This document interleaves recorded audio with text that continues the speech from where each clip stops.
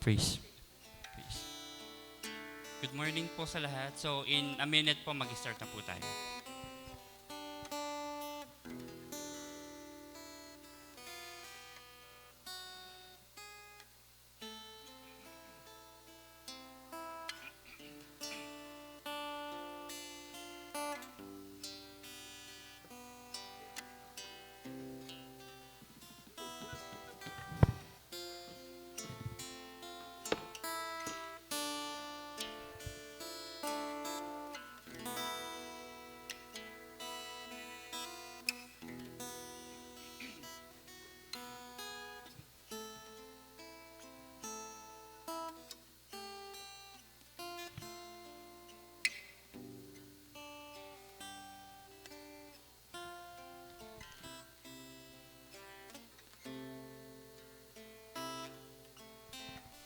So, magandang umaga po ulit sa ating lahat. So, pwede po ba na batiin po natin ating mga kapatid na nandito po?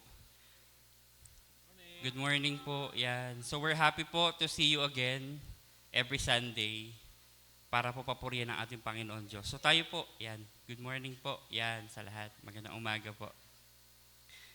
Sige po, tayo po ay mag-uumpisa na kung may mga Biblia po kayo. Every month po na ako po yung mag-liturgist, mas gusto ko po talagang basahin yung mga salita ng Diyos sa Tagalog po talaga. So, English po yung nakalagay po dyan, pero you can naman po, sabayan niyo po ako. Makikita po natin yung call to worship po natin sa Psalms chapter 33, verses 1 to 11. So again, sa Tagalog po, sabi dito, lahat ng matuwid dapat na magsaya dahil sa ginawa ng Diyos sa kanila. Kayong masunuri, magpuri sa Kanya. Ang Diyos na si Yahweh ay pasalamatan, tugtugin ng alpat awit ay saliwan. Isang bagong awit, awiting malakas, kasaliw ang tugtog ng alpang marilag. Si Yahweh ay tapat sa Kanyang salita at maaasahan ang Kanyang ginawa. Ang nais niya ay katwirat, katarungan, ang pag-ibig niya sa mundo'y laganap. Sa utos ni Yahweh, nilikha ang langit, ang araw, ang buwat talang marikit. Sa iisang dako, tubig ay tinipon, at sa kalaliman ay doon kinulong. Matakot kay Yahweh ang lahat sa lupa. Dapat katakutan ng buong nilikha. Ang buong daigdig, kanyang nilikha. Sa kanyang salita, lumitaw ng kusa. Ang binabalangkas niyong mga bansa, kanyang nababagot, winawalang bisa. Ngunit ang mga panukalan ni Yahweh, hindi masisira. Ito'y mananatili. Tayo po mga kapatid ay manalangin. Marami pong salamat Panginoon Diyos sa napakagandang umaga na ipinagkaloob niyo po sa amin. Salamat po Panginoon na pinagtipon-tipon niyo po kami Panginoon para nagkaroon po kami ng opportunity Panginoon Diyos na pasalamatan ka. Awitan ka Panginoon ng sama-sama. Makapanalangin Panginoon. Makasama yung mga kapatiran namin, Lord. Salamat po sa pag-ibig na binibigay niyo po sa amin, Panginoon Diyos. Salamat po sa grace, sa grasya niyo, Panginoon. That we're able to stand, Panginoon, sa daily lives namin, Father God. Thank you rin po, Panginoon, sa mga pagkakataon na talagang nasusubok kami, Panginoon Diyos. Upang makita ka, Panginoon, makita yung kalakasan mo sa buhay namin. May mga time, Panginoon, sa mga nagdaang araw, Lord, na kami po'y nalulungkot, na minsan po, Lord, minsan naghagapi talaga, Lord, ng negatibong emosyon, Panginoon, dala ng mga problema sa buhay. Dala ng kahirapan, Panginoon, sa pagkatrabaho, sa pakikipagkapwa-tao. Pero, Panginoon Diyos, maraming salamat. Sapagkat pag nagkukulang po kami, Panginoon, ng pangunawa, pag nagkukulang po kami ng pag-ibig, Panginoon, sa inyo po kami, Panginoon, na nalangin. At kayo po'y nagbibigay nito, Panginoon, sa aming mga puso, sa aming mga buhay. Pagkat wala nga po kami magagawa, Panginoon, kung wala ka sa aming buhay. Salamat po ng marami, Ama. Punuin niyo po ng pagmamahal ang aming mga puso, ang aming mga isipan. Pagmamahal na nanggagaling sa iyo. That we're able, Lord, na makipag-socialize sa mga tao, makipag-usap sa mga tao. Solusyonan ang mga problema sa aming mga buhay. Thank you po. Wala po kaming ibang itataas kundi inyo pong pangalan sa araw-araw. sa bawat minuto ng aming buhay. Salamat po. Ang aming panalangin sa pangalan ni Jesus. Amen.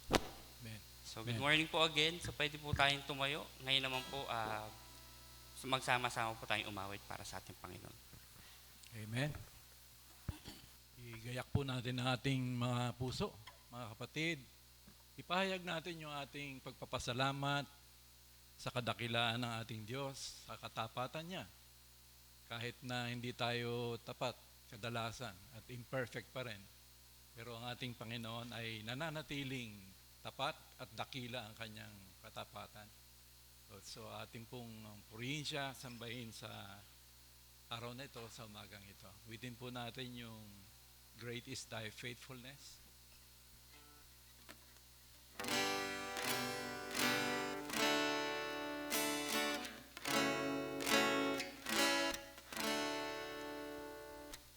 Great is Thy faithfulness, O God, my Father. There is no shadow of turning with Thee. Thou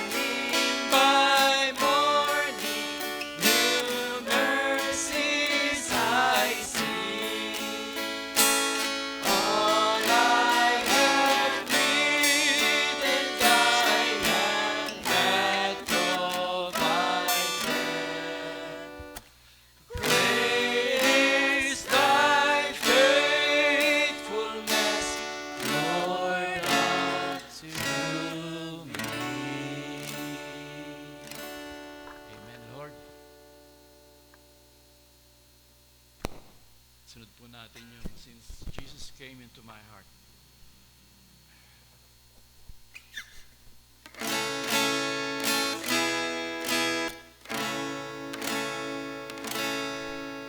What a wonderful change in my life has been wrought since Jesus came into my heart. I have died in my soul, through this long I have sought, since Jesus came into my heart.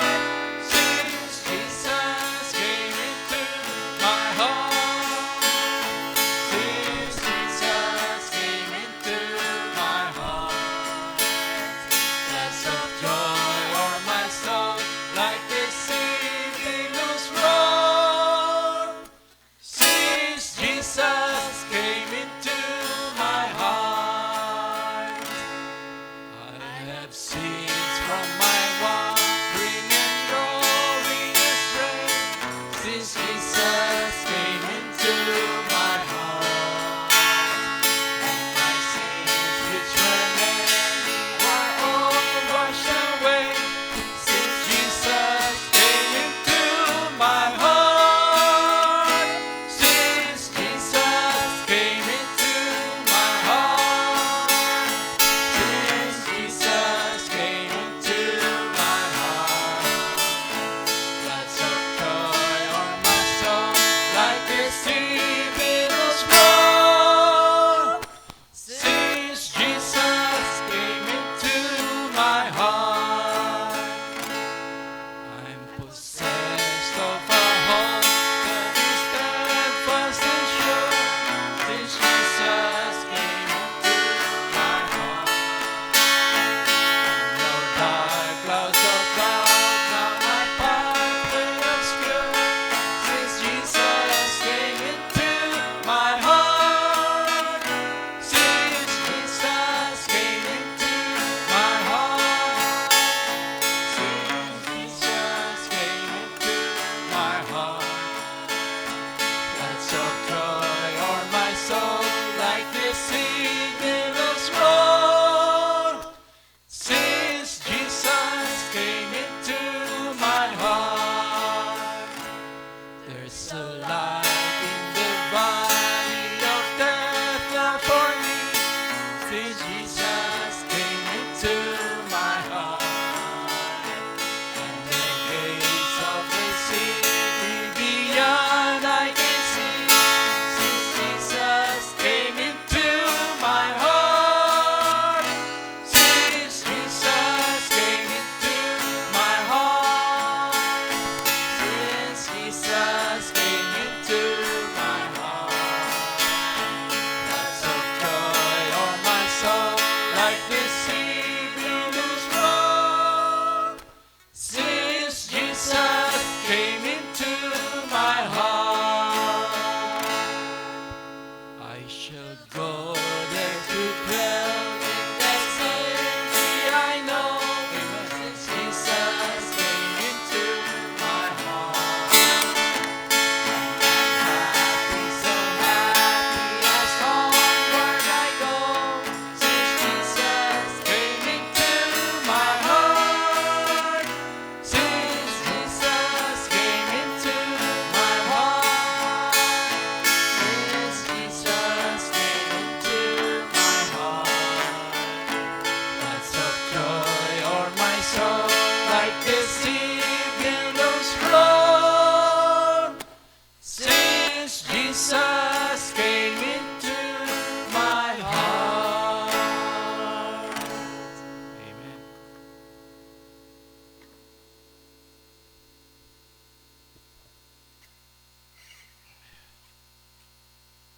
Pwede po natin yung shelter in the time of storm. Tayo na madalas dumadaan sa mga bagyo ng buhay. Si Jesus po ang ating shelter.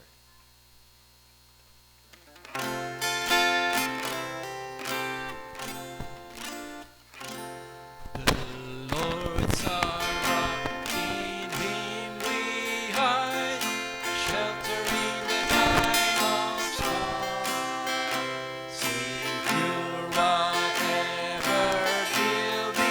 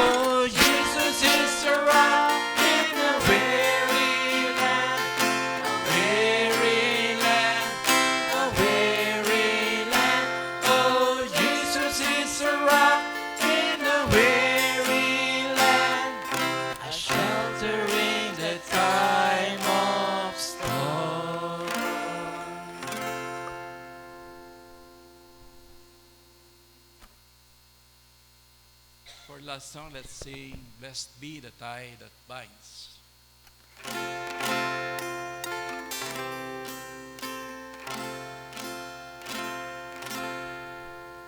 Blessed be the tie that binds our hearts in Christian love, the fellowship of kindred minds is like to that above. Before our Father's throne, we pour our heartfelt praise. Our fears, our hopes, our aims are one, our comforts and our cares. We share our youthful woes,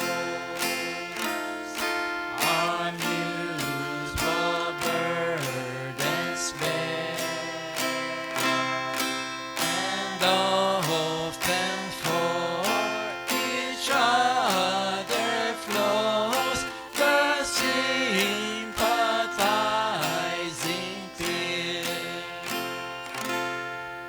When we from others part, it gives us inward pain, but we shall still be joined in heart and hope to meet again. Dakilang Diyos, salamat po sa kagalakan at kabutihan na ikaw ay aming mapuri, Panginoon. Kaya mo kami pinili at tinawag ay upang ikaw ay paglingkuran, purihin at sambahin, iproklama sa mundong ito, Panginoon. Hayaan mo po na ang buhay namin ay talagang maging kapuri-puri dahil ikaw ang nakikita. Ikaw ang nahayag sa aming pananalita, sa aming buhay, Panginoon. Maging sa umagang ito, nais po naming mamasdan ang iyong kaluwalhatian, ang iyong kapangyarihan na kumikilos. Binibigkas kami ng iyong pag-ibig sapagkat kami iyong mga anak, Panginoon. Maraming salamat po, aming tinataas ang buong pananambang ito sa pangalan ni Jesus. Amen. Amen.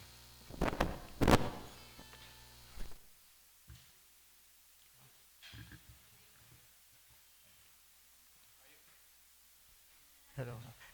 Tayo po'y sama-samang dumulog sa paanan po ng ating Panginoong Diyos. Ama namin Diyos na makapangyarihan sa lahat, kami po ay naririto, Panginoon, dumudulog, nagpapakumbaba, Panginoon, sa inyong harapan. Patuloy, O Diyos, na kumikilala na kayo po, Panginoon, ang aming Diyos na banal, Diyos na makapangyarihan sa lahat, Diyos na naghahari, Panginoon, Diyos na patuloy nangunguna, Panginoon, sa bawat isa po sa amin. Diyos na nagpo-provide ng lahat ng bagay. Diyos, patuloy, Panginoon, nagsusustain ng buhay. Lord, minsan po, Panginoon, kami po'y naririto, umaasa, Panginoon, na patuloy na umahabag sa iyong biyaya, Panginoon. Patuloy na umaasa, lagi po, Panginoon, ang iyong pag-ibig na patuloy, O Diyos, sa bawat isa. Alam po namin, Panginoon, ng iyong pag-ibig ang patuloy, Lord, na nagbubuklod po sa amin. Patuloy na nagiging sentro, Panginoon. Kaya kami po ay naririto. Kami po ay nagkakaroon, Panginoon, ng pagkakaunawaan sa bawat isa. Kami po ay nagkakaroon ng pananampalataya, Panginoon. Dahil kayo po ang siyang na unang umibig, Panginoon, sa amin. Kaya po minsan, O Diyos, kami po ay patuloy, O Diyos, na umaasa. Patuloy, Panginoon, nananampalataya na ang bawat bagay, minuto, Panginoon, ng aming buhay, tuloy, Panginoon, na inilalaan namin sa inyo. Sapagkat, Panginoon, anuman ang mga bagay na makamtan po namin, anuman ang bagay, Panginoon, na aming mapasa amin, ito po yung walang kabuluhan, Panginoon, kung kami po yung wala po sa inyo. Kaya po maraming salamat, Ama. Kami po ay naririto, nakakalapit, nakakadulog, Panginoon, sa inyong harapan. Patuloy, Panginoon, kakaroon ng pananampalataya. Alam po namin, Lord, na hindi po namin hawak ang aming buhay. Hindi po namin hawak bawat isa, Panginoon. Kaya po, Diyos, sa bawat sandali ng aming buhay, ito po yung aming pinagkakatiwala sa inyo. Wala po kaming magagawa, Panginoon, kung kami po'y hiwalay. Kaya po, Diyos, sa bawat nangyayari sa aming buhay, ito po yung aming dinudulog sa inyo. Lord, ito pa na'y kasiyahan. Na-enjoy man namin, Panginoon, ang iyong creation, Lord. Na-enjoy namin, Panginoon, ang mga bagay na meron kaming nakikita. Naranasan po namin yung mga bagay na, O Diyos, na hindi po namin naranasan nung kami po'y wala pa sa inyo. Maraming salamat po dahil sa pamamagitan ng ganitong mga bagay ay lalo po namin na-appreciate, Panginoon, yung pag-ibig ninyo sa amin. Ganon din po, Panginoon, sa aming mga nararanasang mga pagsubok sa buhay. Alam po namin, Panginoon, ito po yung nagbibigay tatag, Panginoon, para sa amin upang patuloy po kaming manampalataya sa inyo. Lalong-lalo na kami po'y umasa, Panginoon, sa inyo lamang. Tanggap po namin, Panginoon, yung mga bagay, Lord, dumarating sa amin. Ito man ay sakit, ito man ay problema na dumarating na hindi namin lubos na maunawaan. Marami sa amin, Panginoon, nagkakaroon ng depression. Marami sa amin, Panginoon, ay nagkakaroon ng pag-aala-ala sa kasalukuyan. Ngunit, Lord, alam po namin ang iyong salita ay patuloy, O Diyos, nakikilos sa aming mga puso't isipan. Patuloy, O Diyos, na aming pong bibigyang aming katatagan sa aming buhay. Dahil alam po namin, ito po yung aming magiging daan upang patuloy po kami tumatag sa inyo, Panginoon. Kaya po, Diyos, sa aming mga nagagawang pagkukulang, mga pagkakasala, Panginoon, naisip man namin, nagawa, Lord, kami po'y humihingi, Panginoon, ng tawad, humihingi ng awa, na patuloy, O Diyos, sa mga bagay na ganito, na ma-realize po namin, Lord, na kami po'y mahina. Makita po namin, Panginoon, na kami, kung hindi po kami konektado sa inyo, Lord, wala po kami magagawa. Kaya po minsan, pinagkakatiwala po namin lahat, maging aming mga mahal sa buhay. Kayo po ang patuloy na kumilos po sa kanila. Gamitin niyo po kami, Panginoon, upang daluyan ng papapala sa kanila. Daluyan, Panginoon, ng Ebanghelyo sa kanila. Kaya po, Diyos, nagkakatiwala rin po namin ang aming mga gampanin, Panginoon, bilang isang Kristiyano. Alam po namin, Panginoon, na mahirap dahil ang expectation, Panginoon, sa amin, bawat nakakasalamuhan po namin ay nakikita nila yung kabutihan ng gagaling sa inyo. Ngunit, Lord, yung hirap na ito, Panginoon, alam po namin, ang iyong banal na spirito ay patuloy na ikilos po sa amin upang patuloy po kami makalakad ayon sa inyong kalooban, Panginoon. Tulungan niyo po kami, O Diyos, na magampanan, Panginoon, yung aming tungkulin bilang mananampalataya upang makita po nila, Lord, yung liwanag, makita po nila, Panginoon, ang iyong pag-ibig sa pamamagitan po namin ng iyong mga lingkod. Kaya, O Diyos, sa bawat sandali, Panginoon, minuto ng aming buhay, tulungan niyo po kami, Panginoon, na patuloy na maunawaan, mapag-aralan, at maisapuso, Panginoon, maisagawa ang iyong salita. Hindi lang po, Panginoon, na ito'y aming matutunan. Bagus, Lord, ito po'y aming may apply sa aming araw-araw na buhay. Dahil ito naman po, Panginoon, ang iyong utos para sa amin. Patuloy mahalan,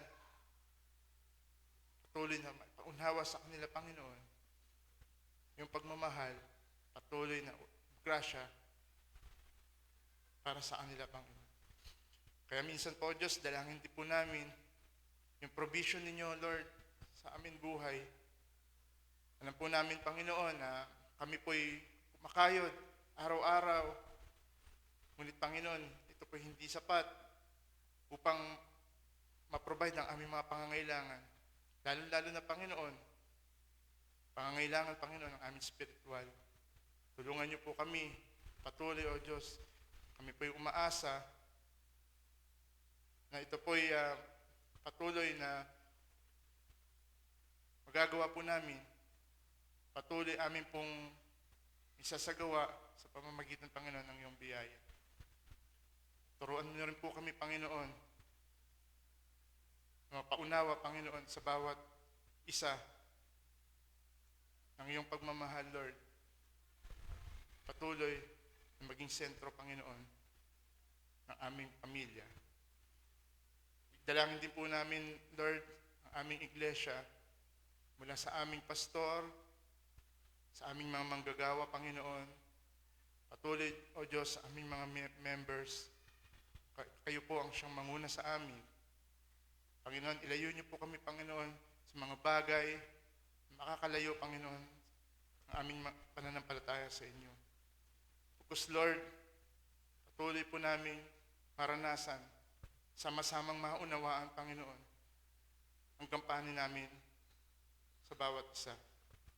Tulungan niyo po ang aming church, Panginoon, na patuloy na daluyan ng pagpapala sa aming community, sa aming pinagtatrabahuhan,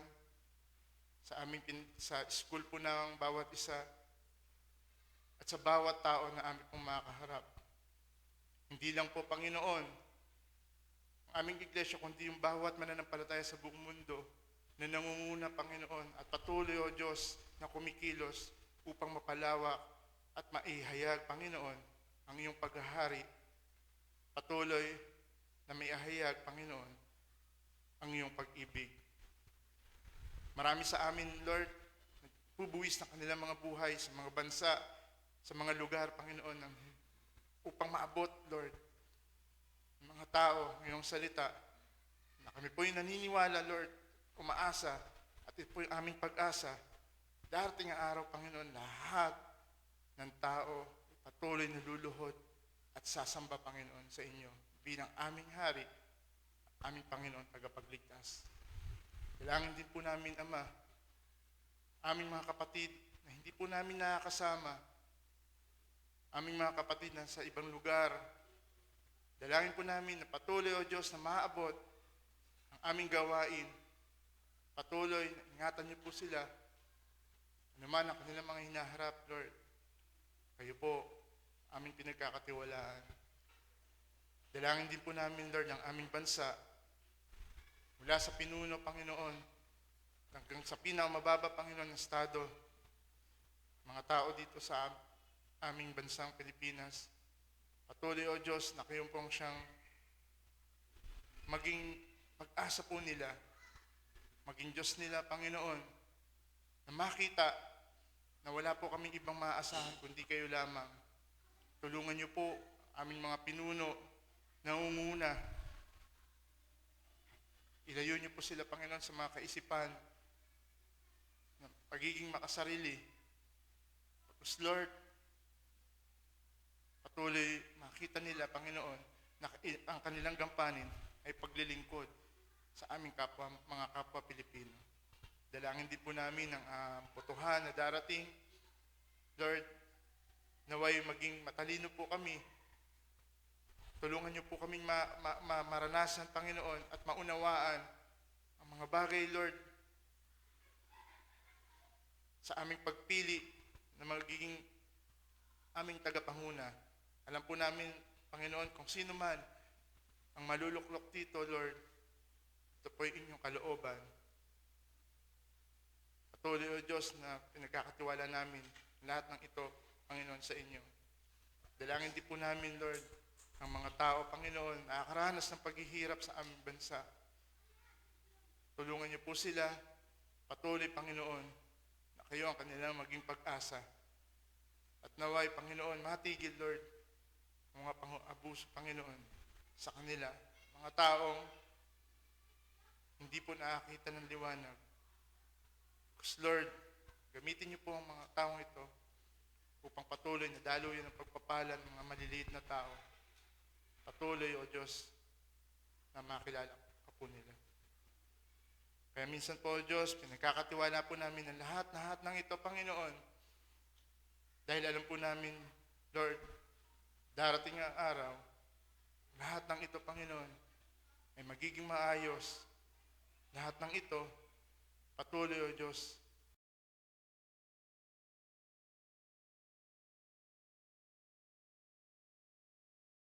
at maging kapiling po namin kayo. Salamat po, Panginoon. Naway dinggin niyo po, Panginoon, ang aming panalangin. Patuloy, O Diyos, na maranasan po namin pag-ibig ninyo. Kaya po ang lahat ng ito ay aming dalangin sa pangalan ni Jesus. Amen.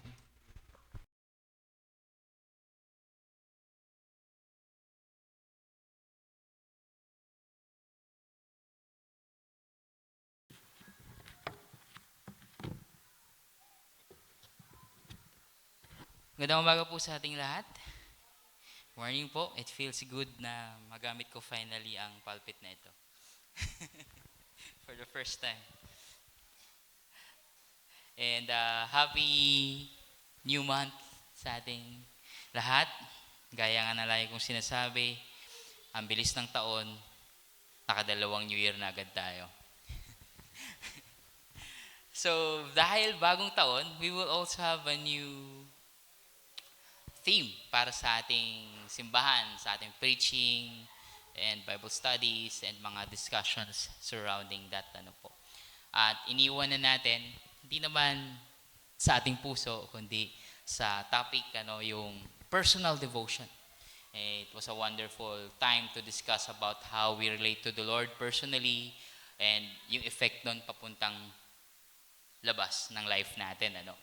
But today, today marks a new start of a new theme, which is the local church.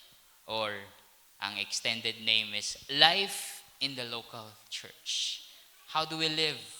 How does our life in our local church look like? Paano ba tayo nag-i-engage at paano ba tayo related to this church, to this local church, and to one another? And dahil ang ating tema is under o all in the name of the Lord. Kung gagawin natin siya in the name of the Lord, what is it like? Ano itsura ng isang simbahan? Anong ginagawa ng mga membro sa loob ng simbahan that is lived out in the name of the Lord? Now, it will continue to be an important topic dahil hindi lang siguro problema siya sa ngayon. Dahil palagi naman siyang problema kapag nakakaligtaan yung essence ng pagiging parte ng isang individual Christian sa isang local church. Kung titignan natin yung problema in the past, especially mas na-highlight siya, hindi naman bago ito, but yung tinatawag natin ngayon na nominal Christians, yung nominal Christians meaning Sunday attendee or minsan hindi pa nga regular attendee, parang padalaw-dalaw lang sa simbahan, walang commitment, walang growth, walang anything, just nababrand lang sila as Christians. Although marami niyan sa ngayon and there's a different flavor to it, pero sa panahon ng Middle Ages, especially nung fall of Rome, hanggang sa katapusan ng mga around fall of Rome hanggang sa malapit na mag-reformation, around 1300s to 13th century to 14th century, ang daming nominal Christians. In a sense na ang mga taong simbahan o mga taong Kristiyano ay dumami dahil sa either puwersahan or dahil sa legal necessities or dahil sa ito lang yung option ng kanilang bansa. So kapag nasa majority of Europe ka, you're a Christian or a Catholic Christian. Kapag napunta ka na somewhere sa north or sa east, there's still that same Christian brand na pinipwersa. Pag-expand ng mga lugar, kailangang ma-convert din sa Christianity yung iba. Kagaya na nangyari sa pinakaunang sumalubong kay Magellan dito sa Pilipinas. Diba? The first encounter with the Spaniards and the first encounter ng Spaniards sa Pilipinas ay nagpa-convert to Christianity. Because that's how it is. And it doesn't necessarily mean na talagang tagasunod na sila ni Kristo. O sa puso nila ay talagang si Kristo lang, wala na iba. So that's nominal Christians sa panahon na yun. So hindi natin masasabing bago itong problema. Pero sa panahon ngayon, may kakaiba din siyang itsura. Because nominal Christians still abound. There are many people who still claim to follow Christ but does not value being a committed member of a local church. Iba ang definition sa simbahan na parang inaatinan lang. It's a choice you make out of comfort, out of convenience, out of proximity dahil itong malapit, and out of levels of relationship. Hanggang dito lang ang kayang relationship with members, so mas gusto ko to. I can be anonymous or I can be participative at the same time. Depende sa mood ko. At kapag nagkaroon ng problema, I'm bouncing. I'm a bounce. Alis na ako. So that's the kind of nominal Christianity that happens now. I'm not saying na walang valid reason to leave a church. But I'm saying is that people are choosing and leaving churches these days out of convenience, out of pag-iwas sa commitment, and out of a misunderstanding of what it means to be part of a church or ano ba talaga itsura ng isang simbahan. So it's a common problem that has been around for ages and ages. And even sa panahon ng early church, may mga signs na mga ganito. And Paul had to counter those problems. And one of those letters na ginamit niya pang sermon sa mga simbahan is itong letter niya na sinulat niya sa Corinthians. And with that, anyahan ko po kayong lahat na tumayo para sa pagbibigay galang sa panggagalingan ng ating mensahe mula sa salita ng Diyos, ang 1 Corinthians chapter 12, verses 12 to 27. Actually, buong chapter ito, pero let's just focus on something na mas specific para sa simbahan. 1 Corinthians chapter 12, verses 12 to 27. Babasahin ko po mula sa New International Version, the friendliest version. Sabi po dito ni Paul, verse 12 to verse 27. The body is a unit, though it is made up of many parts, and though all its parts are many, they form one body. So it is with Christ. For we were all baptized by one Spirit into one body, whether Jews or Greeks, slave or free. And we were all given the one Spirit to drink. Now, the body is not made up of one part, but of many. If the foot should say, because I am not a hand, I do not belong to the body, it would not for that reason cease to be part of the body. And if the ear should say, because I am not an eye, I do not belong to the body, it would not for that reason cease to be part of the body. If the whole body were an eye, where would the sense of hearing be? If the whole body were an ear, where would the sense of smell be? But in fact, God has arranged the parts in the body, every one of them, just as He wanted them to be. If they were all one part, where would the body be? As it is, there are many parts, but one body. The eye cannot say to the hand, I don't need you. And the head cannot say to the feet, I don't need you. On the contrary, those parts of the body that seem to be weaker are indispensable. And the parts that we think are less honorable, we treat with special honor. And the parts that are unrepresentable are treated with special modesty, while our presentable parts need no special treatment. But God has combined the members of the body and has given greater honor to the parts that lacked it, so that there should be no division in the body, but that its parts should have equal concern for each other. If one part suffers, every part suffers with it. If one part is honored, every part rejoices with it. Now you are the body of Christ, and each one of you is a part of it. Makakaupo na po tayo mga kapatid. Salamat sa Diyos sa Kanyang salita. This is a very meaty passage tungkol sa buhay, simbahan, itsura ng simbahan, and kung paano ang pamumuhay sa loob ng simbahan. But let's just focus on three things, and then we will reflect on those three big truths na tinuro dito ni Paul. Number one is that this will help us understand kung paano ka mamumuhay sa loob ng simbahan. Number one, there are different members in the church, and together they make up the whole body.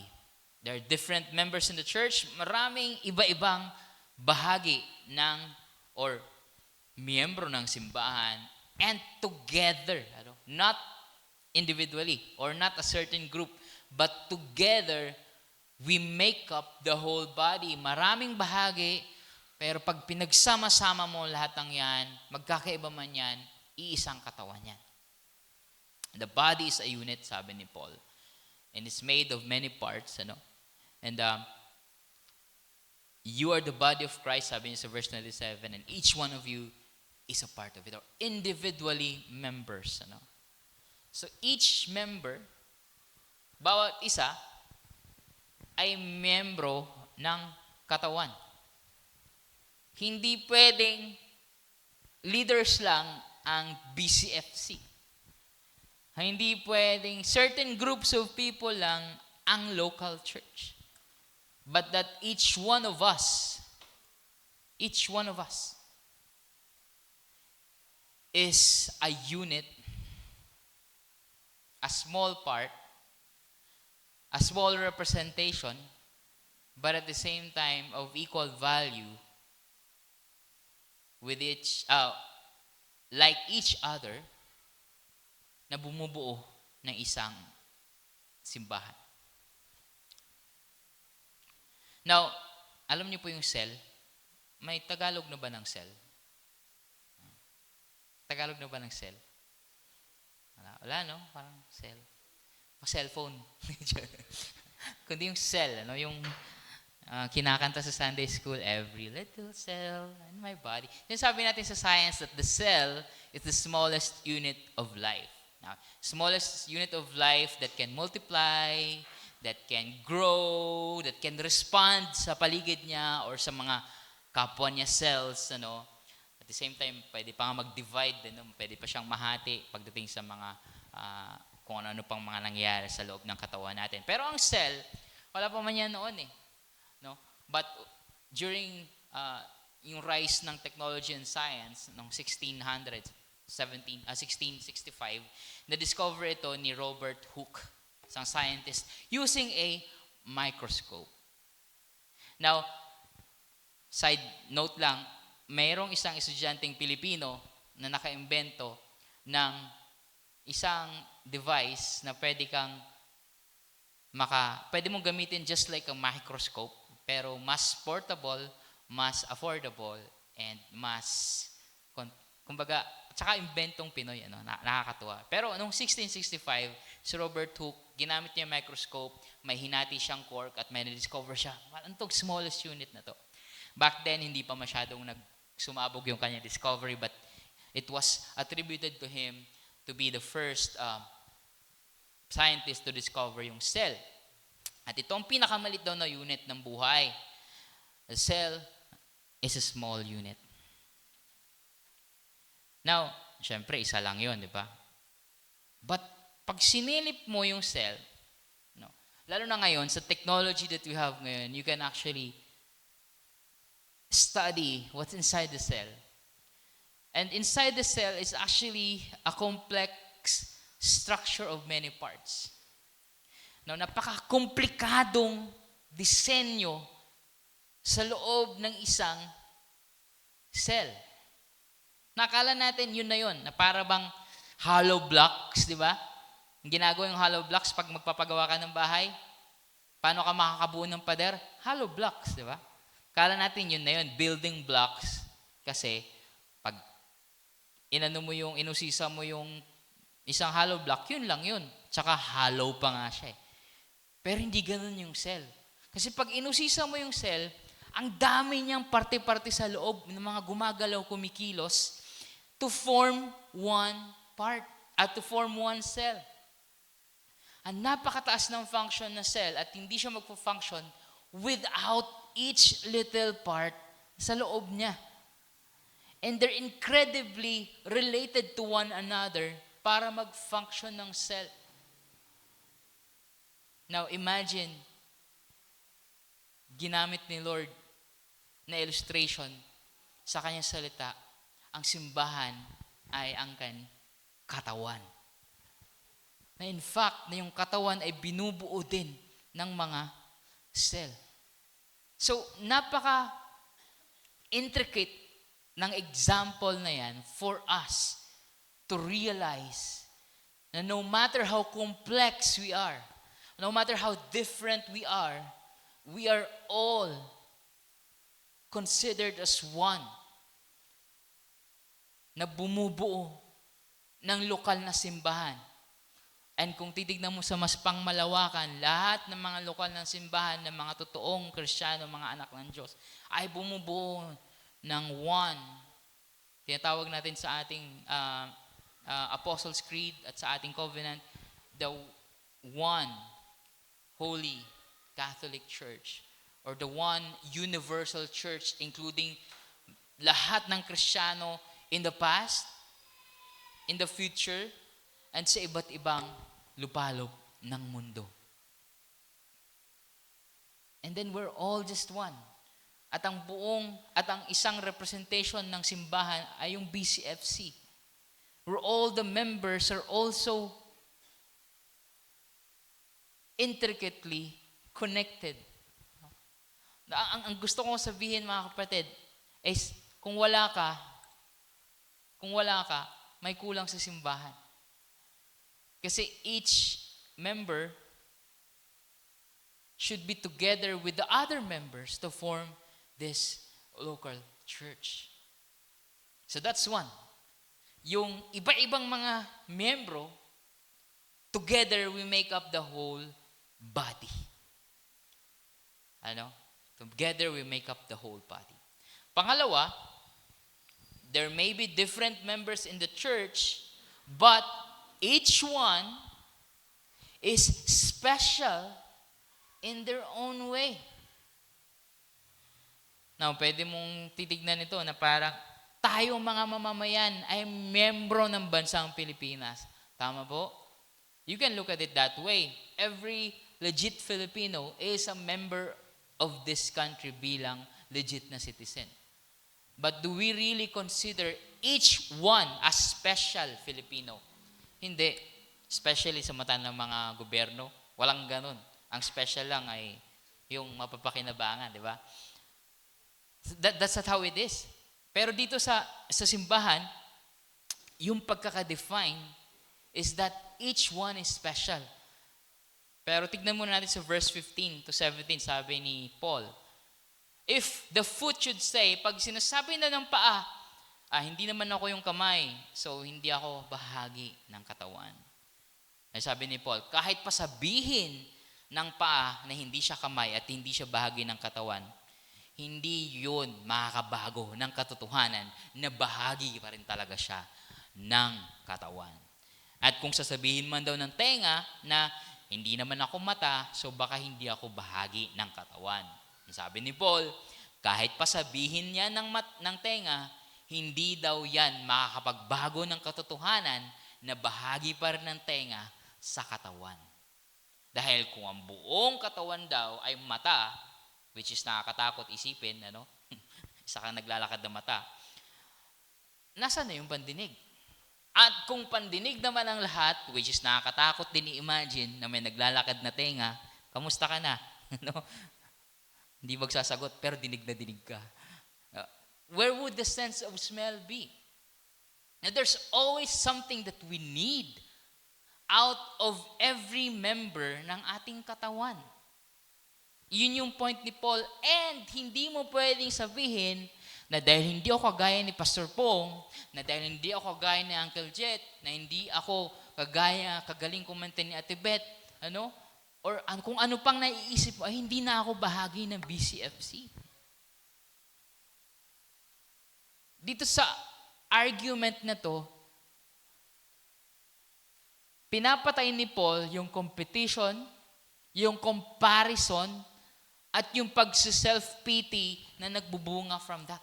And at the same time, yung kawalan mo ng commitment porket hindi ka ganito at ganyan. Palagi ko sinasabi, madaling mag-criticize sa isang grupo if you do not feel that you belong. Madaling magsabi na sila ay ganyan, sila ay ganito. Hindi mo nakikita na ang unang problema ay hindi mo binibilang ang sarili mo na kasama nila. Kaya ang sabi mo, sila. Ganyan naman ang simbahan na yan. Ganyan naman ang grupong yan. Hindi mo alam o hindi mo tinatanggap ang katotohanan na sinasabi ni Paul, kahit sabihin mo yan, hindi mawawala ang katotohanan na bahagi ka. Na kung may totoo mang problema sa simbahan na yan, dalawa lang yun. Either bahagi ka ng problema o bahagi ka ng solusyon. Dahil bahagi ka ng katawang yan. Parang bahagi ng katawan. Dalawa lang yan. Either nasa iyo yung sugat o sakit o infection, o bahagi ka ng buong katawan na tumutulong para mapagaling yung infection, yung sugat o yung sakit na meron sa bahagi ng katawan. There will always be a belongingness and no comparison and competition, but only becoming part of a solution because you are special in your own way. Hindi ka nga tenga, pero mata ka. Hindi ka nga mata, pero ilong ka. Now, finifigure out ko nga ito dahil syempre sa development ng science and biology back then, ito lang yung mga obvious na parts, Pero pagdating ngayon, sa panahon ngayon na napakalawak, lalim at galing na ng science natin, pwede kong sabihin ng hypothalamus na hindi ako cerebellum. Ng cerebellum ay hindi ako kung ano pa man mga ducts or glands sa katawan. Parang ganun. But everyone, kahit yung hindi mo nakikita, ay napakahalaga ng bahagi sa katawan.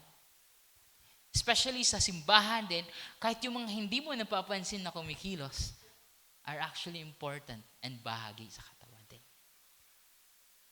Each member is special.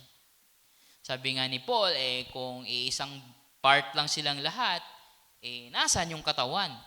Meaning, hindi yan katawan kung iisa lang yan. Kung kamay lang lahat. Kung ulo lang lahat. Ano? As it is, there are many parts but one body, sabi ni Paul. And then, sabi din, the eye cannot say to the hand, I don't need you. And the head cannot say to the feet, I don't need you. Now, because each one of us are special, there's a special need that we can fill in each other's lives as children of God.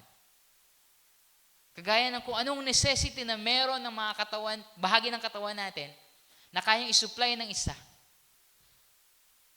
ay masusuplayan din natin ang pangangailangan ng bawat isa. Sabi pa ni Paul, on the contrary, kahit dun sa mga taong, o sa mga parts doon ng body na hindi mo daw kailangan, sabi ni Paul, on the contrary, those parts of the body that seem to be weaker are indispensable. And the parts that we think are less honorable, we treat with special honor. And the parts that are unrepresentable are treated with special modesty, while our presentable parts need no special treatment. Now, ang sinasabi ni Paul dito, tignan muna natin sa bahagi ng katawan. Sa bahagi ng katawan, merong mga certain tayong mas pinoproteksyonan. Di ba?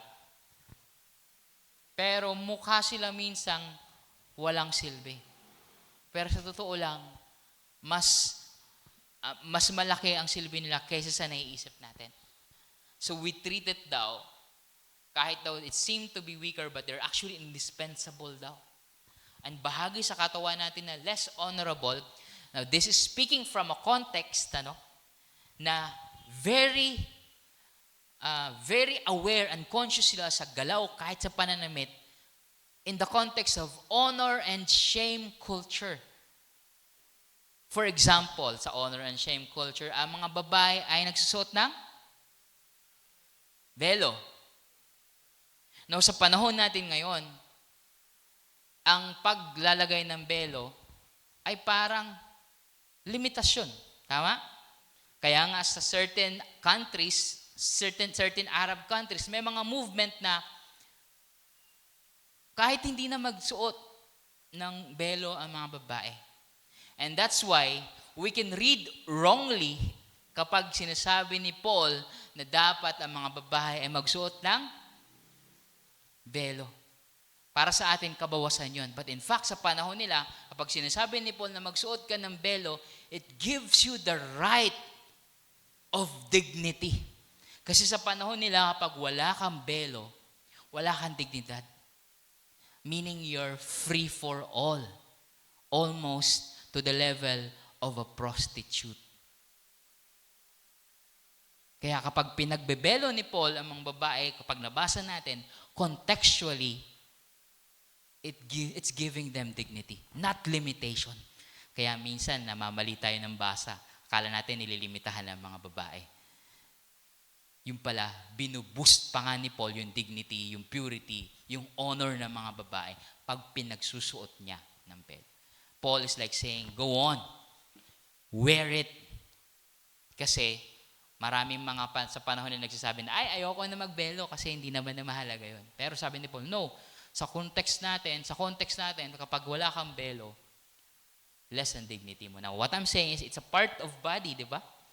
May usapan pa si Paul, yung buhok, di ba? Kasi those are parts of the body that you treat with honor. Yun ang sinasabi ni Paul dito. In fact, ang buhok, di ba? Wala naman talaga siya masyadong sa panahon natin, pinuputol pa nga no matter how you want it. Pero sa panahon nila, it's very important. Ang sinasabi ni Paul na sa context din nila, there are certain people na sobrang honorable sa society dahil sa kanilang kultura at social structure. na merong honorable at merong mga nasa humiliating parts of the society. Na palagi ka lang nakatungo, nakaganon, ano. Kasi you feel like you're less important. Pero sabi ni Paul, no. Akala nyo lang. They seem to be weaker and less important, but they're actually should be treated with special honor. With special modesty, sabi ni Paul. Kumbaga, itatawid mo yung kakulangan na yan na sa tingin niya mababa siya at yung treatment sa kanya ng mga tao sa paligid. You treat them with special modesty. Not because mas papaboran mo, but because mas binababa sila, iaangat mo sila so that, sabi ni Paul, so that God has combined the members of the body and has given greater honor to the parts that lacked it. Meaning kapag medyo merong less important na tao sa inyong grupo, sa tingin niya o sa tingin mo, ibubuhos mo yung pagpapahalaga sa kanyang greater honor because he or she lacks it, so that there should be no division in the body. But that its part should have equal concern for each other. So meaning, for example, kung mas napapansin yung isang tao in all parts of his life, then okay siya doon. But there's one person na walang masyado nag-aasikaso sa kanya, mas aasikasuhin natin siya. That's one practical example. It doesn't mean na mas special talaga siya at mas mahalaga siya. It only means na pinapantay natin ang pagbibigay so that there will be no division and there will be equal concern for each other. The Lord designed the church. Dinisenyo na ang simbahan for each one of us to have crucial value so that there will also be unity among the members. Ang goal nito is pagkakaisa, mga kapatid, so that walang mas nandoon at walang mas nandito. Walang mas nandun sa sulok, kundi lahat will be enjoying God's grace and each other's love equally and united with each other.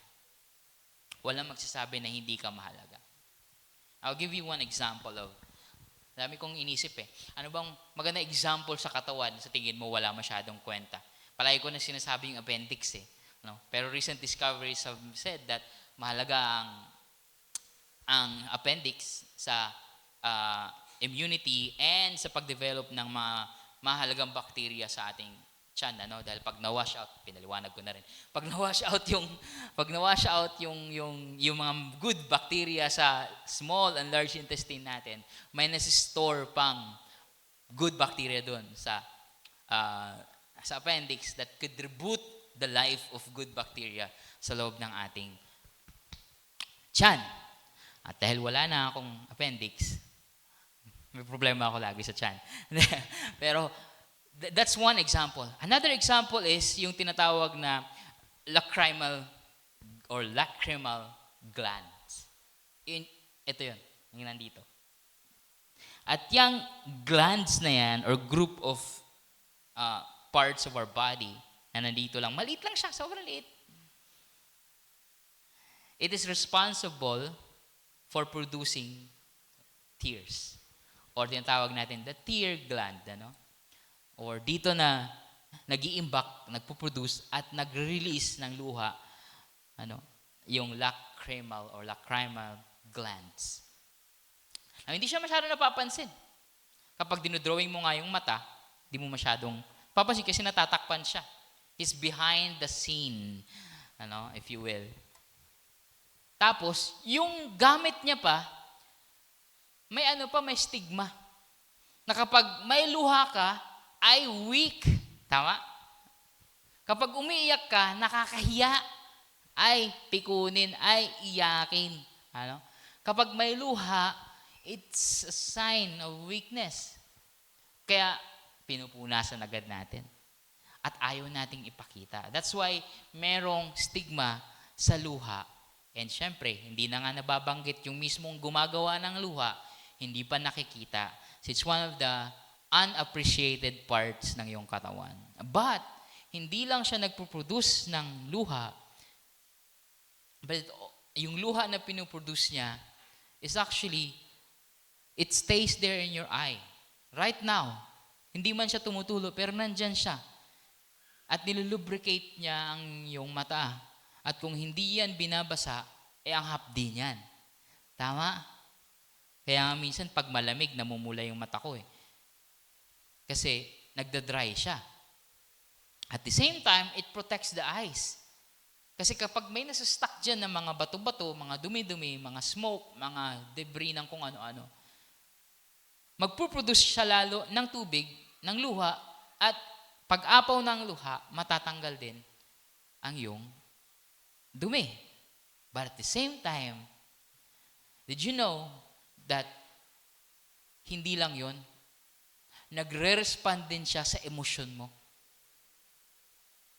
Kapag you have a strong emotion, sadness, grief, rejection, loss, or whatever na overwhelming emotion, ano nangyayari? Nagre-release siya ng luha. Now, ang tanong, bakit? Para lang ba siyang random na reaction? No.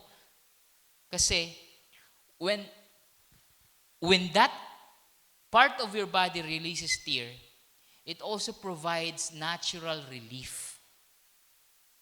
Kaya nga, magandang advice ang umiyak kapag sobrang bigat na. Kasi it provides natural relief.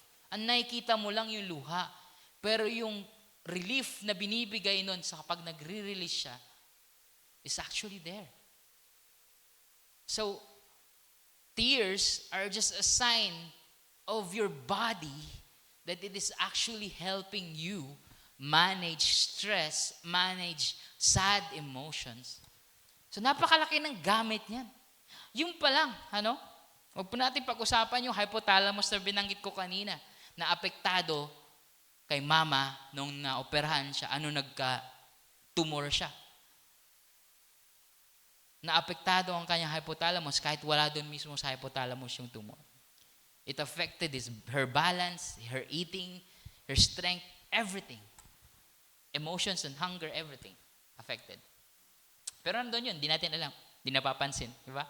Hindi nga siya nababanggit But those represent, guys, it represents you and me.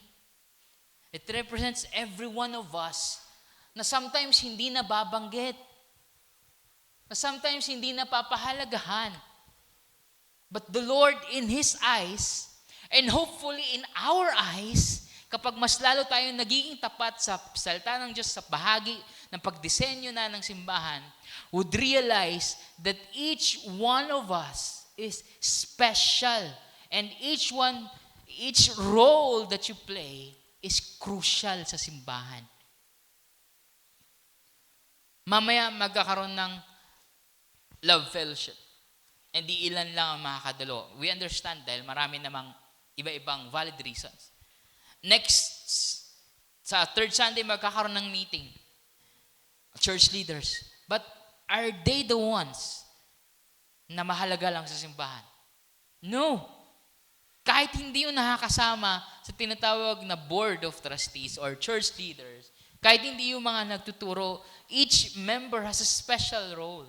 And it's very important to realize that so that hindi natin sasabihin, ay, mata ka lang naman, hindi kita kailangan. Ay, ilong ka lang naman, hindi kita kailangan. Pangatlo, there are different members in the church. Now, ang una, there are different members in the church, but together, they make up the whole body. Number two, there are different members in the church, and each one is special in their own way. And pangatlo, there are different members in the church, and God intentionally designed it that way. It doesn't matter kung anong klaseng church government meron ka, congregational, Episcopalian, or Presbyterian, or Anglican, no matter what church governance ang meron ka, plurality of elders or what, the Bible tells us that God intentionally designed the church to have members with different special contributions and that they're all part of the church. Sabi sa verse 18, but in fact, God has arranged the parts in the body. Hindi sinabi dito si pastor ang nag-arrange ng body or yung sino mang leader ang nag-arrange sa body or yung nag-appoint kung sino maging leader o nagbotohan tayo para maging board of trustees. That's part of who we are, but hindi yun yung ultimate na reason why we are members of this church. Sabi dito, God has arranged the part of the body, every one of them, just as He wanted them to be. Hindi accidental yung role mo, yung importance mo, yung pagiging member mo dito sa local church mo because God has arranged the part and the body. I'm simply quoting the verse, every one of them just as He wanted them to be. Clear as the skies. God has arranged just as He wanted them to be. Possibly ginusto ng mga leaders. Possibly ginusto mo. Possibly nagkaroon ng arrangement sa leadership. Possibly nagkaroon ng congregational meeting. Possibly nagkakaroon ng church leadership meeting. But ultimately, yung membership and arrangement ng simbahan, yung disenyo ng simbahan, sino nag-design? Sabi dito ni Paul, sino po nag-design? Sabihin niyo po sa akin, who arranged the parts of the body? It's God. And then sabi pa niya sa verse 24, God has combined the members of the body. Sinabi ni Paul to, nung sinasabi niya, mayroon daw tayong iniisip na hindi mahalaga, na maliit daw na kontribusyon, na ganito, ganyan. Pero sabi ni Paul, no. On the contrary, mas kailangan mo din sila. On the contrary, mahalaga yan, hindi mo pinapahalagan. Why? Because God has combined the members of the body. Meaning kahit yung pagkakaiba natin, may kinalaman sa kalakasan, sa pagkakaisa at paglago ng buong simbahan. And God combined the members of the body. Laging bumabalik sa Diyos. This is His design and therefore kalooban niya ito.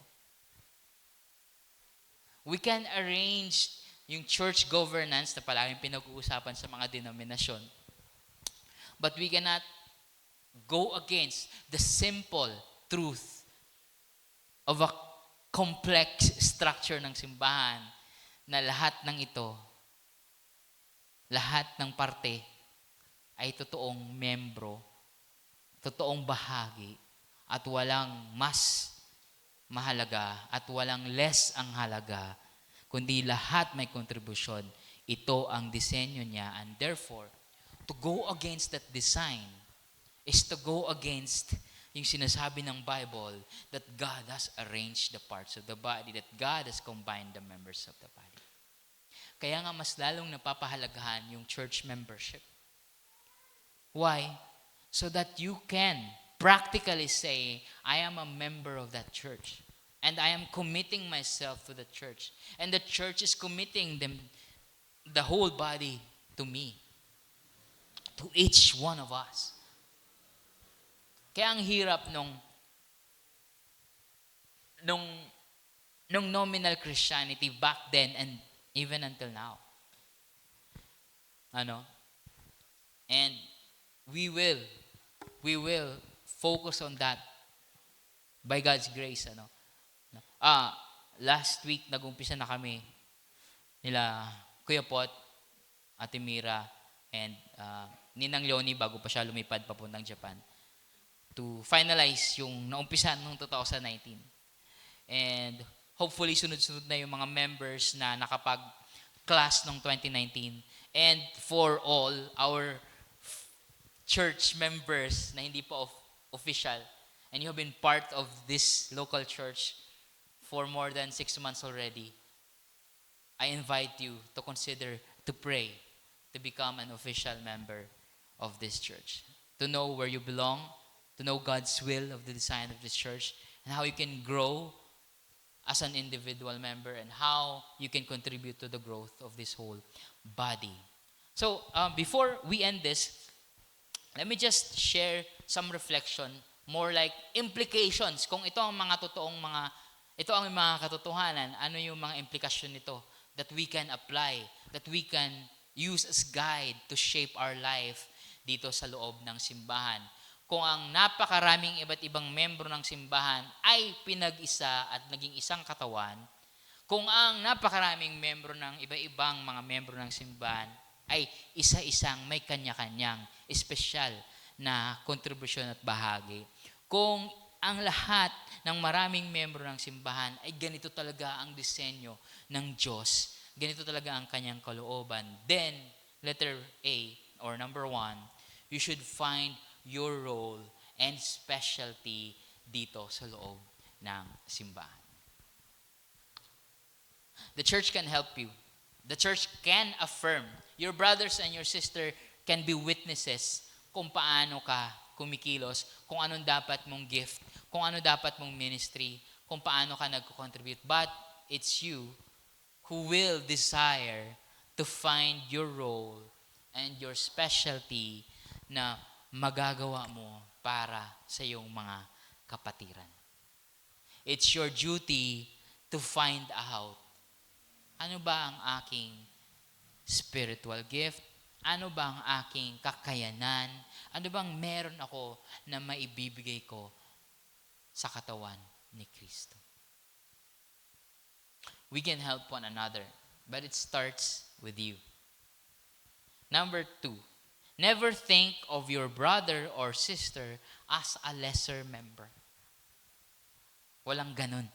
Ang disenyo ng Diyos ay kahit ngayong sa tingin mo daw na mas mababa, ay dapat mas pahalagahan so that there will be no division, there will be equal concerns sa loob ng simbahan. Naging practical nila Paul ito, naging practical application nila ito sa kanilang mga simbahan. Na yung mas pinapahalagahan nila, mas tinututukan nila ng attention, yung mga balo, yung mga orphans. It doesn't mean na mas mahalaga sila sa mga hindi balo, but because mas nangangailangan sila ng pagtutok. So that kapag nabuo ang pag-alaga sa kanila, then we will have equal concerns, sabi ni Paul. So never think of your brother or your sister as a lesser member. And vice versa. In 2 meanings. Vice versa na huwag mong isipin na ikaw ay mas mahalaga. Huwag mo ring isipin na ikaw ay mas mababa. Always go back to this truth that you are a valuable member ng simbahan ng Panginoon. Dahil hindi sa kakayanan, hindi sa kagalingan, hindi sa mga mabubuting gawa, hindi sa pera, ang dahilan kung bakit naging membro tayo, ang sabi ni Paul, for we are all baptized by one Spirit into one body, and we were all given with one Spirit to drink. We are all members of the church only because of the work of Christ. And the Spirit is the one that united us in our baptism in the Spirit. Pangatlo, your brothers and sisters have roles to play in your life, just as you do in theirs. Yung mga kapatid mo, tignan nyo nga po yung mga kapatid mo, hindi ko po sila ipapag-greet yan, pero silipin nyo lang, ngitian nyo lang muna sila. Ngitian nyo muna. Ayan, ngitian nyo yung mga kapatid nyo. Hindi ako nagbibiro. Huwag nyo silang tawanan. Wala nakakatawa sa mukha na, pero ngitian nyo po sila. I'm kidding. Pero, they have a role to play in your life. There are certain groups of people, there's certain kinds of people na hindi handa na may ibang tao maging bahagi ng buhay na. We understand that. It's by grace naman eh. Pero, remember, when you become a member of God's church, they will have a role to play in your life. Hindi naman pervasive, or invasive, or intrusive, or para lang mangialam talaga o mangontrol ng buhay ng iba or pangchismisan ka. Hindi yun. A role of love, which will be our topic next Sunday, to play in your life. So mga kapatid, open up, even just a bit. Meaning, welcome them in your lives. And just as you do in theirs, meaning you will also have a role to play, a role of love to play in their lives. This will be a mutual edification. Hayaan mo silang magkaroon ng ambag sa buhay mo at gawin mo rin ang iyong trabaho sa buhay nila bilang kapatid sa Panginoon. Number 4, or letter D, you should care for your brothers and sisters just as they should for you, which is actually nag-overlap sila sa una. Now, pangalagaan mo sila just as you would sa iyong mga biological families. There's a certain responsibility na binigay sa atin ng Diyos para sa ating biological family, but there's a spiritual responsibility para sa ating mga kapatid sa Panginoon. We should care for one another. Just as they are, just like they are your family. And how I wish madaling gawin yun, Like for example, sa amin, sa pamilya namin, si Ronald, parang kapatid na namin talaga yan. Part na ng buhay namin yan. And part din kami ng buhay niya. But that's just something dahil madali namang mahalin si Ronald. Yee! Labinad. Pero sana ganun sa lahat, Sana magawa natin to sa lahat. That we can naturally and spiritually welcome people in our lives and let us also be open in being welcomed into other people's lives. That's why mahalaga ang mga informal fellowship, informal kainan, informal scrabble, informal awitan, informal tambay, o takbo, o usapan, or whatever. Because you're sharing life with your brothers and your sisters. And this connects to my 5th implication. Your individual life, no matter how introvert you are, pinag-usapan namin to kayo ni Julie habang nagbibihis kami. Your individual life is now part of a greater life, the life of the church. Yes, there should be boundaries. I'm all for that. I will talk about that. I'm all for respect and considerations and sensitivity. Yan nga ang pinag-usapan namin ni Julie kanina. But never forget that your individual life is part of a greater family, a greater life, the life of the church. Sabi ni Paul,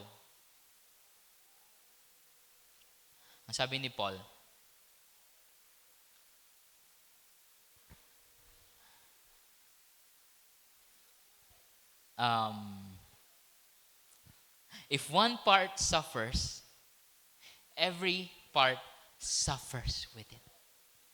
Kapag may problema ang isa, mararamdaman at makikiramay at dadamdamin at makikipanalangin at magtutulungan para doon sa isa. At kung ang isa naman ay umangat, na-promote sa trabaho, nakabili ng bagong bahay, bagong sasakyan, nakatanggap ng bonus, graduate ang mga anak, nag-birthday, nag-anniversary, whatever it is, every part rejoices with it, sabi ni Paul. Every part suffers and every part rejoices. Yan ay ang practical na application for realizing that we are part of a greater life, a greater body. Sakit ng kalingkingan, sakit ng buong katawan. pag sumakit ang ngipin mo, kahit yung pinakamaliit ng ngipin mo, mamomroblema ka. And then lastly, we honor the Lord. Gusto mong sambahin ng Diyos? Gusto mong respetuhin ng Diyos? Gusto mo siyang bigyan ng kaluwalhatian? We honor the Lord when we respect and nurture. Respetuhin, pangalagaan the way He built and designed the church. Meaning kapag kinontra mo itong disenyo ng simbahan ng Diyos, kinontra mo ang Diyos. Pero kapag nirespeto mo ito, nirespeto mo ang Diyos. Kapag pinangalagaan mo ito, you're honoring the one who created it. Tama po?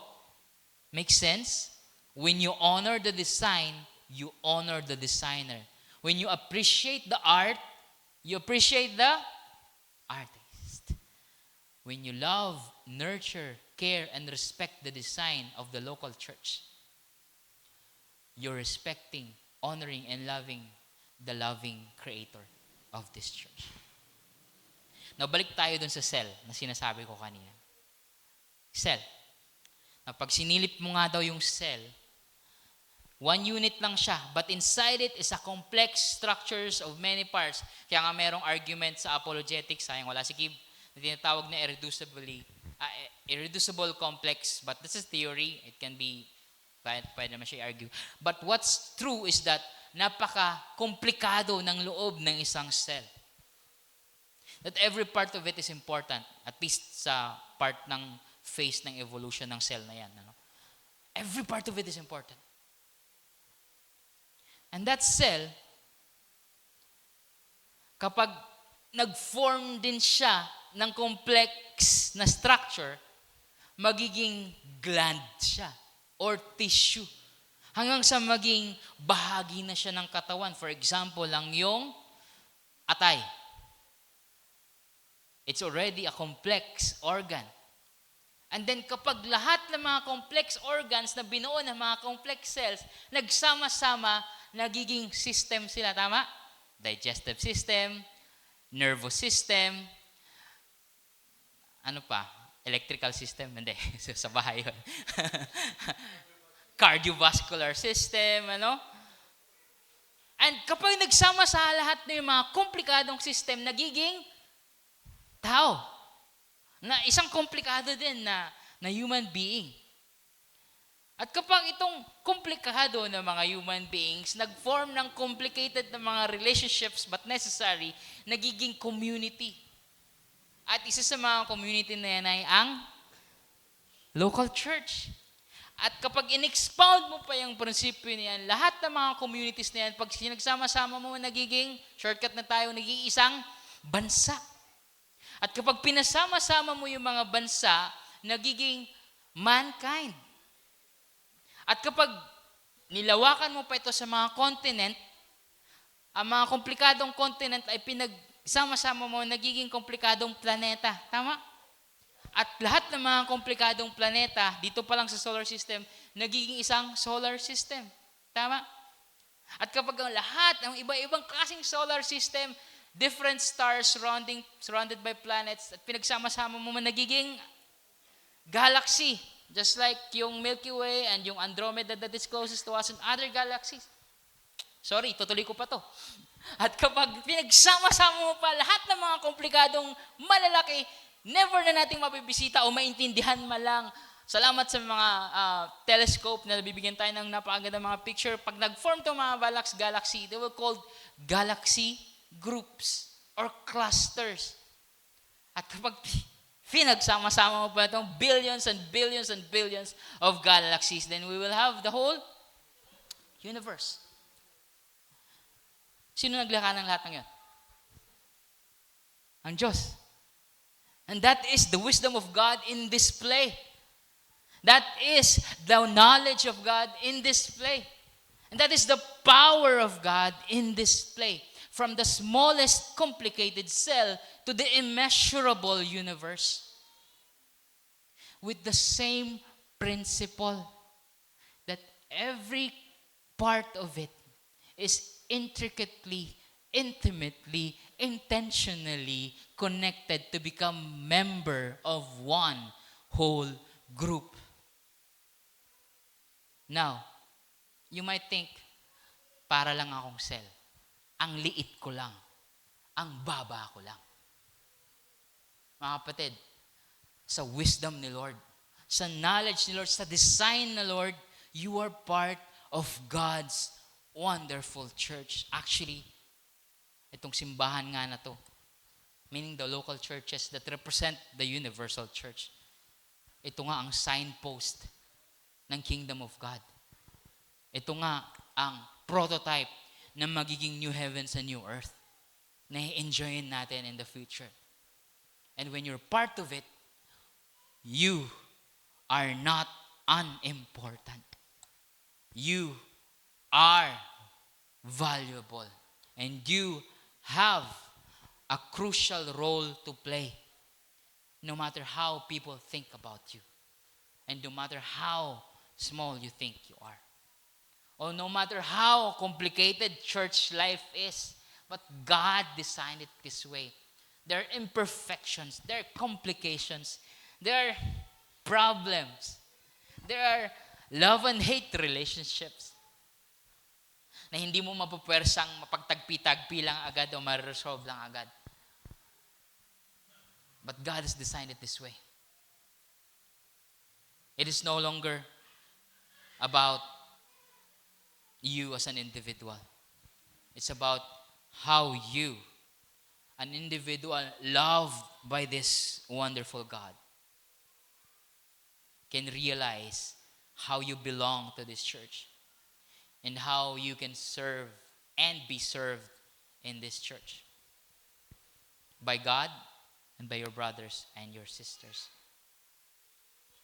How you can be a faithful member of this body. Because the true body of Christ is the one that made sure you are part of this body. And the true body and blood of Christ is like we will now celebrate this morning. At kung sa tingin mo ikaw ay mananampalataya ng Panginoong Hesus, kanyang anak ng Diyos, at bahagi ng katawan niya, then you are invited to take part of this wonderful ceremony. Isang seremonya na nagdiriwang, nagpapasalamat, at nag-aalala ng sakripisyo ng isang katawan para sa lahat ng membro ng kanyang katawan. Kanyang dugo na inalay upang ang kanyang espiritual na dugo ay bumalot din sa atin at mananalaytay sa ating lahat upang tayo ay isang pamilya lang din. Kaya naman, sa oras na ito, ating pahalagahan ang sakripisyo ng ating Panginoon.